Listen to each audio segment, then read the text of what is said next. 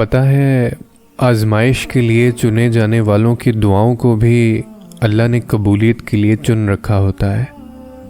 وہ تمہارے ہاتھوں کو تب تک خالی نہیں کرتا جب تک وہ انہیں اور بہتر چیز سے بھرنے کا ارادہ نہ کر لے۔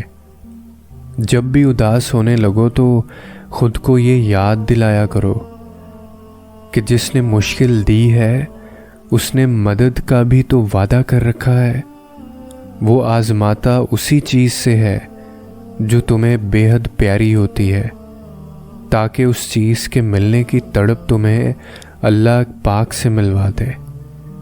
اس یقین کے ساتھ مانگو کہ اللہ ضرور دے گا، اور پھر دیکھو وہ تمہیں اتنا عطا کرے گا کہ تم گنتی تک بھول جاؤ گے۔ دعائیں نصیب سے نہیں بلکہ نصیب دعاؤں سے ملتا ہے، اور جتنے بھی معجزے ہوتے ہیں نا وہ سارے معجزے دعاؤں سے ہی تو ہوتے ہیں۔ تو سنو، بس دعا کرو اور باقی سب رب پر چھوڑ دو۔ باقی تمہارا رب بہترین جانتا ہے۔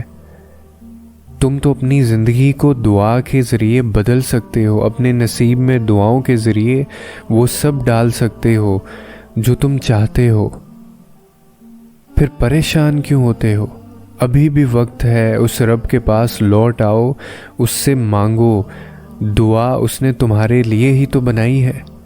اگر ہم اس چیز کو لے کر پریشان ہیں کہ کیا ہم جس کے پیچھے بھاگ رہے ہیں وہ ہمارے نصیب میں نہ ہوئی، تو پھر ہم رب سے اسی دعا کی جھولی کیسے پھیلا سکتے ہیں، اور وہ چیز وہ ہماری جھولی میں ڈال کیسے سکتا ہے؟ تو تم کس بات کو لے کر پریشان ہوتے ہو؟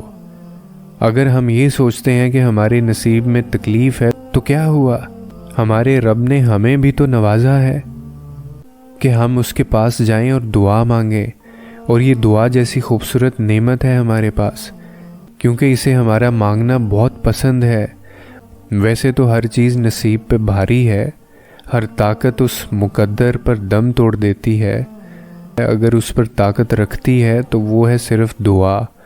بس یہ دعا ہی ہے جو تمہارے مقدر پہ بھی حاوی ہے، اسی لیے دعا کرتے رہنا۔